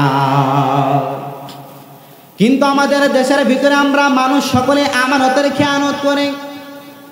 সরকারি কোনো বাজেট দিয়েছে, কোনো এমপি মন্ত্রীর কাছে বাজেট দিয়েছে 10 লক্ষ টাকা, এমপি থেকে এবার থানার চেয়ারম্যানের কাছ থেকে এবার ইউনিয়ন পর্যায়ের চেয়ারম্যান, এবার মেম্বারের কাছে আসতে আসতে 10 লাখ টাকা থেকে শেষে মেম্বারের কাছে এসে থাকে 10,000। সরকার তাকে পরিপূর্ণ আমানত দিল, কিন্তু আমানতের খেয়ানত আমরা করি। আপনি ধনী মানুষ, কিন্তু একজন অসহায় গরিব মানুষ আপনার কাছে টাকা কিছু আমানত দিয়েছে, এটা পরিপূর্ণ আমানতের খেয়ানত করা যাবে না রে বান্দা। ও আল্লাহর বান্দা, ও আমার এলাকার মানুষ, গভীর মনোযোগের কান লাগাবেন। কেউ যদি আমানতের খেয়ানত করে ওই ব্যক্তি কখনো ঈমানদার হতে পারবে না। কারণ আল্লাহ নবী সাল্লাল্লাহু আলাইহি ওয়াসাল্লাম জানায় দেন, লা ঈমানা লিমান লা আমানাতা লাহু। যেই ব্যক্তির আমানত নাই ওই ব্যক্তির ঈমান নাই। যেই ব্যক্তির আমানত নাই ওই ব্যক্তির বিন্দু পরিমাণে ঈমান নাই। যেই ব্যক্তির আমানত নাই ওই ব্যক্তির কোনো দিন নাই, কোনো ধর্ম নাই। কিন্তু আমরা মুসলমান পরিচয় দিয়ে আমরা সমাজের ভিতরে আমানতের খেয়ানত করি। সমাজের ভিতরে আমরা আমানতের খেয়ানত করি। মানুষকে মিথ্যা আশ্বাস দিই কেমনে? ভোট যখন আসে, ইলেকশনের ইলেকশনের আগে এটা মানুষ বেশি দেখতে পায়। চেয়ারম্যান, মেম্বার, এমপি, মন্ত্রীরা 4.5 বছর কোনো খোঁজ খবর নাই। ইলেকশনের 6 মাস আগে এসে মানুষের পাই তেলায় আর বলে, যদি আমরা নির্বাচনে পাশ করি তাহলে এলাকার একটা রাস্তাও পাকা থাকবে না, সব কাঁচা করে ফেলবো। এলাকায় অমুক করবো, এমুক উন্নত করবো, এ করবো, হ্যান করবো, ত্যান করবো। কিন্তু নির্বাচন হওয়ার পরে আর খোঁজ পাওয়া যায় না। নির্বাচনের আগে জীবনে কখনো পশ্চিম কোন দিকের তাও চিনতো না। জীবনে মসজিদে এক ওয়াক্ত নামাজও পড়তে যায় নাই। জীবনে মাথায় কখনো টুপি লাগায় নাই। জীবনে গায়ে লম্বা জামা লাগায় নাই। জীবনে হাতে তসবিহ নিয়ে জিকির আজকার করে নাই। কিন্তু ওই আল্লাহর বান্দা নির্বাচনের আগ মুহূর্তে মাথায় একটা লম্বা টুপি লাগায়া, গায়ে একটা লম্বা জামা লাগায়া, হাতে একটা তসবিহ নিয়ে মানুষের সামনে গিয়ে এরকম মিথ্যা আশ্বাস দিয়ে মানুষও তো পাগল বোকা মার্কা। মানুষ তাকে ভোট দিয়ে ক্ষমতায় যাওয়ার পর মানুষ তাকে ভোট দিয়েছে যে এই ব্যক্তি ক্ষমতায় গিয়ে আমাদের দেখাশোনা করবে, আমাদের রাষ্ট্রের উন্নত করবে, আমাদের এলাকার উন্নত করবে। কিন্তু এই ব্যক্তি ক্ষমতায় যাওয়ার পর 4.5 বছর কোনো খুঁজে পাওয়া যায় না। আবার 5 বছর পর ইলেকশনের আগে আবার দেখা যায় এমন নেমুক হারাম মার্কা কিছু এমপি, মন্ত্রী, চেয়ারম্যান সমাজে আছে না নাই? গরম ভাতে বিলে বেজার, উচিত কথায় মা ওই বেজার। কোথে গেলে কি তেরা যা মনে লাগে ভয়। আমরা গরিব, আমাদের দেখার মতো কেউ নাই। আমরা গরিব, আমাদের দেখার মতো কেউ নাই। ক্ষমতাতে জাতি পারলি জীবনে একবার, গাড়ি বাড়ি হতে রে ভাই দেরি হয় না তা। ক্ষমতাতে জাতি পারলি জীবনে একবার, গাড়ি বাড়ি হতে রে ভাই দেরি হয় না তার। তাই তো মন চাই সব বেশিয়া ভোটেতে দাঁড়ায়। তাই তো মন চাই সব বেশিয়া ভোটেতে দাঁড়ায়। আমরা গরিব, আমাদের দেখার মতো কেউ নাই। আমরা গরিব, আমাদের দেখার মতো কেউ নাই। ভোটের আগে চান্দু চাচা কইল আমাগে রে, এমপি যদি হতে পারি দেব গোলাপ রে। বলে কে বলে না? ভোটের আগে চান্দু চাচা কইল আমাগে রে, এমপি যদি হতে পারি দেব গোলাপ রে। এমপি হওয়ার পরে দেহি চাচার নাগল কিনা পায়। কথা ঠিক না বেটে? এমপি হওয়ার পরে আর খুঁজে পাওয়া যায় না। এমপি হওয়ার পরে দেহি চাচার নাগল কিনা পায়। আমরা গরিব, আমাদের দেখার মতো কেউ নাই। আমরা গরিব, আমাদের দেখার মতো কেউ নাই। গরম ভাতে বিলে বেজার, উচিত কথায় মা ওই বেজার। কোথায় গেলে কি তেরা যা মনে লাগে ভয়। আমরা গরিব, আমাদের দেখার মতো কেউ নাই। আমরা গরিব, আমাদের দেখার মতো কেউ নাই। ঠিক কিনা বলে?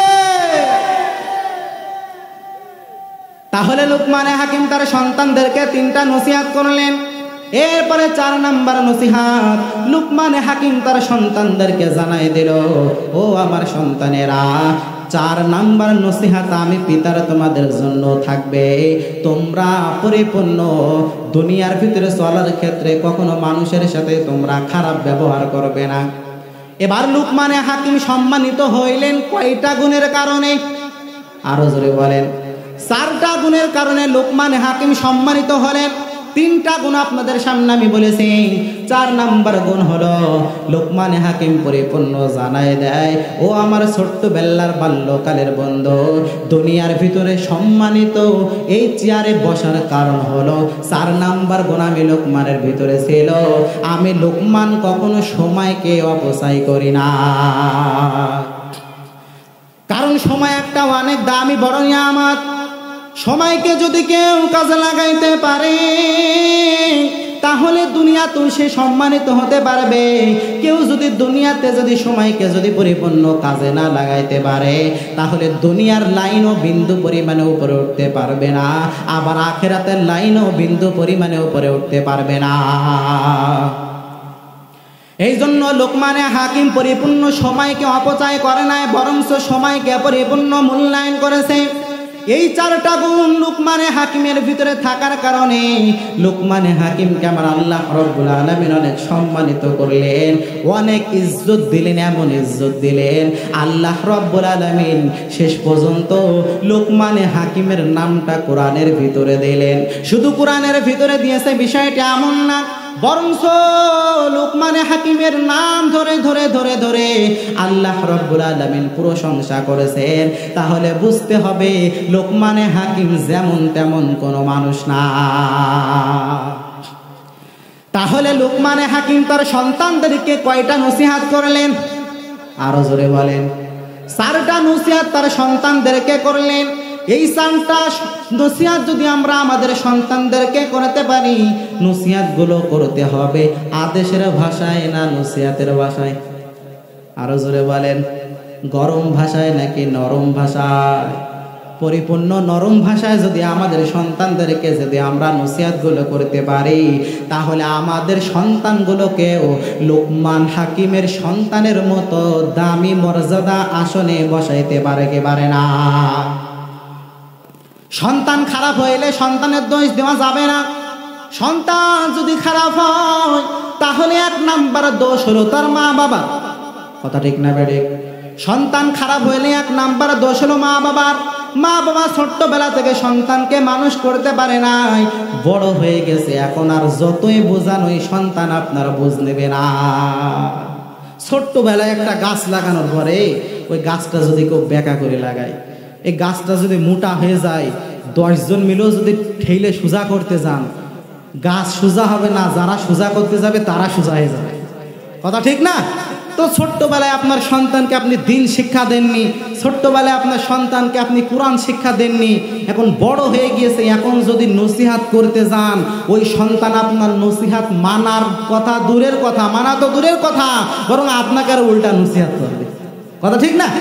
এই জন্য ছোট্টবেলায় সন্তানদেরকে নসিহাত করতে হবে, নসিহাত করতে হবে নরম ভাষায়। তাহলে লোকমানে হাকিম তার সন্তানদেরকে 4টা নসিহাত করলেন। লোকমানে হাকিম দামি হওয়ার পিছনেও কারণ কয়টা? 4টা গুণের কারণে লোকমানে হাকিম দামি হইলেন। আবার 4টা নসিহাত লোকমানে হাকিম তার সন্তানদেরকে করলেন। সব নসিহাতগুলো, সব গুণগুলো আল্লাহ তাআলা কোরআনের ভিতরে বর্ণনা করেছে। তাহলে লোকমানে হাকিম 4 নম্বরে যেই গুণের কারণে সম্মানিত হইল, এই গুণটা হলো সময়কে পরিপূর্ণ হেফাজত করেছে, সময়কে পরিপূর্ণ মূল্যায়ন করেছে, সময়কে হেলায় ধোলায় কাটায় নাই, সময়কে অপব্যবহার করে নাই, যার কারণে লোকমানে হাকিম এত পরিমাণে দামি হয়ে গেল। ও আল্লাহর বান্দারা, যারা দুনিয়ার লাইনে ধন সম্পদের লাইনে অনেক উপরে উঠতে চায়, তারাও যদি সময়কে মূল্যায়ন করে তাহলে উঠতে পারবে, এর ভিতরে কোনো সন্দেহ নাই। কেউ যদি আখিরাতের লাইনে যদি অনেক উঁচু মাকামে উঠতে চায়, তারাও যদি সময়কে মূল্যায়ন করে তাহলে তারাও পরিপূর্ণ আখিরাতের লাইনে অনেক মর্যাদার আসনে উঠতে পারবে, এর ভিতরে কোনো সন্দেহ নাই। ও আল্লাহর বান্দারা, আল্লাহর বান্দা গভীর মনোযোগের কান লাগানো লাগবে। কিতাবের ভিতরে এসেছে, কিতাবের ভিতরে আল্লাহর নবী সাল্লাল্লাহু আলাইহি ওয়াসাল্লাম জানায় দেন, ফকি আবুল লাইস রাহমাতুল্লাহ আলাইহি বলতেছে, দুনিয়ার মানুষ যদি তোমরা সম্মানের মাকামে পৌঁছাতে চাও তাহলে তোমাদের মাঝে 5টা জিনিস থাকাকালীন 5টা জিনিস তোমাদের থেকে চলে যাওয়ার আগে মর্যাদা করো। 5টা জিনিস তোমাদের কাছে আছে, এই 5টা জিনিস তোমাদের কাছে থাকাকালীন যদি তোমরা 5টা জিনিসের মূল্যায়ন করতে পারো, তাহলে দুনিয়া তো তোমরা সম্মানিত হইবে, আখিরাতেও তোমরা সম্মানিত হইবে। 1 নাম্বার হলো ফকি আবুল লাইস রাহমাতুল্লাহ আলাইহি তামবিহুল গাফিলিন কিতাবের ভিতরে লিখতেছেন, আল্লাহর নবী সাল্লাল্লাহু আলাইহি ওয়াসাল্লাম জানায় দেন, ও আমার উম্মতেরা, 1 নম্বরে তোমরা বৃদ্ধ হওয়ার আগে যৌবনকালের পরিপূর্ণ মূল্যায়ন তোমাদেরকে করা লাগবে। কারণ একটা যুবক মানুষ ইবাদত বন্দেগী করে যুবক বয়সে যতটুকু মজা পায়, বৃদ্ধ বয়সে এতটুকু মজা পাওয়া যায় না। যৌবনকালের ইবাদত আমার আল্লাহর কাছে অনেক দামি, যৌবনকালের ইবাদত আমার আল্লাহ সবথেকে পছন্দ করে। কিন্তু আমাদের সমাজে আমরা দেখতে পাই যুবক অবস্থায় যত আকাম কুকাম আছে সব করে, যখন বৃদ্ধ হয়ে যায়, দাড়ি পেকে যায়, এমতো অবস্থায় মসজিদের কোনায় গিয়ে বসে বসে জিকির তাসবিহ করে। এই ইবাদতের কোনো ফায়দা নাই, ইবাদত করার দরকার ছিল যৌবনকালে। তাহলে ফকি আবুল লাইস রাহমাতুল্লাহ আলাইহি জানায় দেন, পয়গম্বর জানায় দেন, 1 নম্বরে দুনিয়ার মানুষেরা তোমরা পরিপূর্ণ বৃদ্ধ হওয়ার আগে যৌবনকালের মূল্যায়ন তোমাদেরকে করা লাগবে। 2 নম্বর নসিহত হলো পয়গম্বর করেছেন, ও দুনিয়ার মানুষেরা তোমরা ব্যস্ত হওয়ার আগে অবসর সময়কে পরিপূর্ণ মূল্যায়ন করবা। 3 নম্বর নসিহত হলো, ও দুনিয়ার মানুষেরা তোমাদের সম্পদ থাকাকালীন পরিপূর্ণ সম্পদের মূল্যায়ন তোমাদেরকে করা লাগবে। কারণ যখন তোমরা বৃদ্ধ হয়ে যাইবা, তখন চাইলেও আর যৌবন কালের মতো শক্তি ক্ষমতা তোমরা আর পাবে না। 2 নম্বরে তোমরা যখন ব্যস্ত হয়ে যাইবা, তোমরা ওই ফ্রি টাইম আর কখনো খুঁজে পাবে না। 3 নম্বরে তোমরা যখন সম্পদ তোমাদের থেকে পরিপূর্ণ দূরে চলে যাইবে, ওই সম্পদ ইচ্ছা করলেও পরবর্তীতে আর কখনো ফিরে পাবে না। 4 নম্বর নসিহত পয়গম্বর আরবি সাল্লাল্লাহু আলাইহি ওয়াসাল্লাম করেছেন, ও দুনিয়ার উম্মতেরা তোমরা পরিপূর্ণ সুস্থ থাকাকালীন বান্দা অসুস্থ হওয়ার আগে সুস্থতার পরিপূর্ণ মূল্যায়ন তোমাদেরকে করা লাগবে। কারণ কত আল্লাহর বান্দা, কত আল্লাহর বান্দি এখনো হসপিটালের ভিতরে বসে আছে। তারা জানে অসুস্থতার কেমন কষ্ট, তারা জানে অসুস্থতার কেমন কষ্ট, যার কারণে পরিপূর্ণ অসুস্থ হওয়ার আগে সুস্থতার মূল্যায়ন করা লাগবে রে বাবা। ও আল্লাহর বান্দা, এবার 5 নম্বর নসিহত পয়গম্বর আরবি সাল্লাল্লাহু আলাইহি ওয়াসাল্লাম করে জানায় দেন, তোমরা পরিপূর্ণ মৃত্যুর আগে তোমাদের হায়াতকে পরিপূর্ণ মূল্যায়ন করা লাগবে।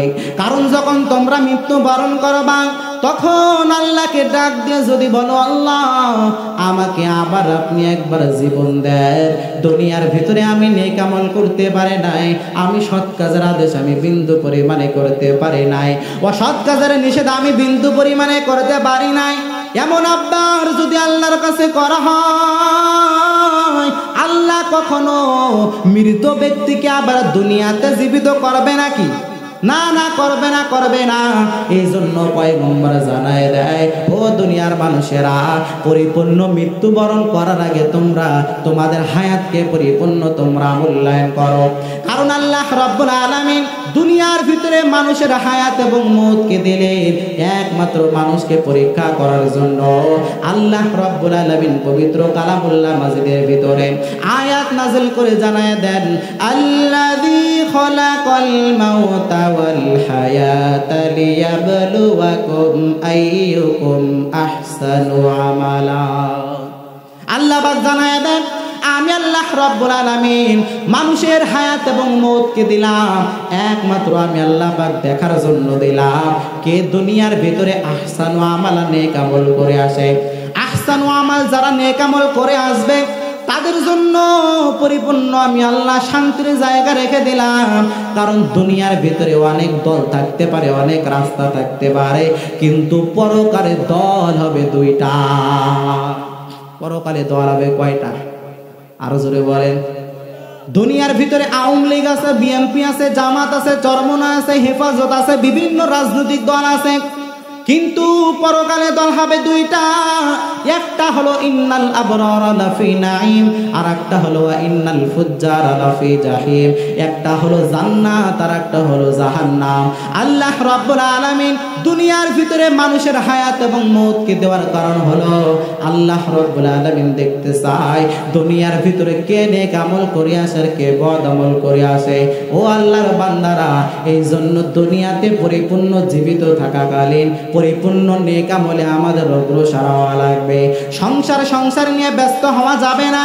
পরিবার পরিজন নিয়ে ব্যস্ততার ভিতরে সময় কাটায় নিজেও নেক আমল করতে পারলাম না, সন্তানগুলোকেও মানুষ করতে পারলাম না।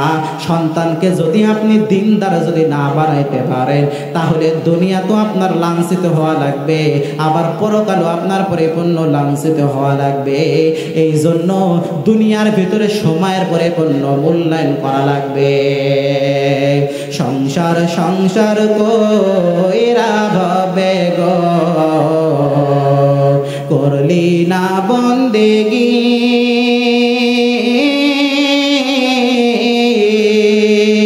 কিভাবে কাটাইবি মনরে, কবরের জিন্দেগি রে, ওরে জীবন গুনাই গুনাই গেল রে, ওরে জীবন গুনাই গুনাই গেল রে। সংসার কইরা ভবে গো, করলি না বন্দেগি,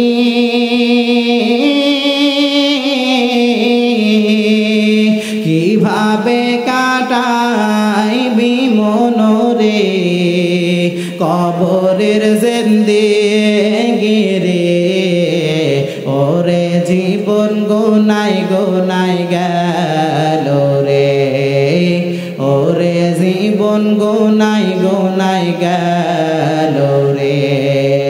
নিঃশ্বাসের বিশ্বাস কইরা গো, বাঁধলাম বাড়ি ঘর,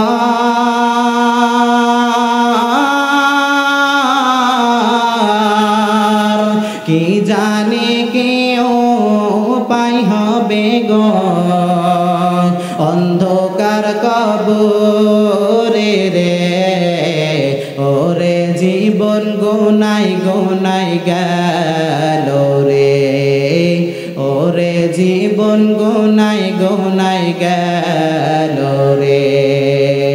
বাড়ির পাশে কবর ঘরে গো, বাঁধবি বাঁশের ঘর,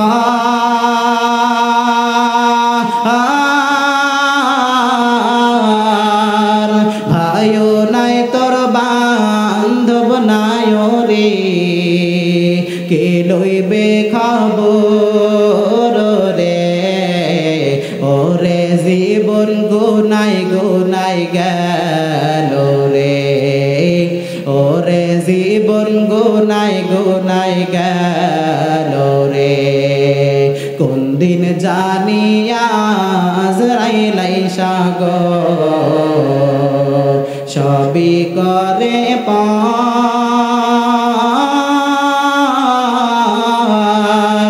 মরণ কালে বিপদ হইলে গো, তোমায় দেখা চাই রাসূল, ওরে জীবন গুনাই গুনাই গেল রে, ওরে জীবন গুনাই গুনাই গেল রে।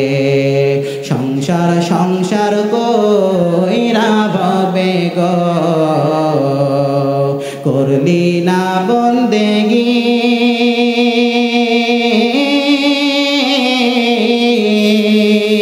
কিভাবে কাটাইবি মনরে, কবরের জিন্দেগি রে, ওরে জীবন গুনাই গুনাই গেল রে, ওরে জীবন গুনাই গুনাই গেল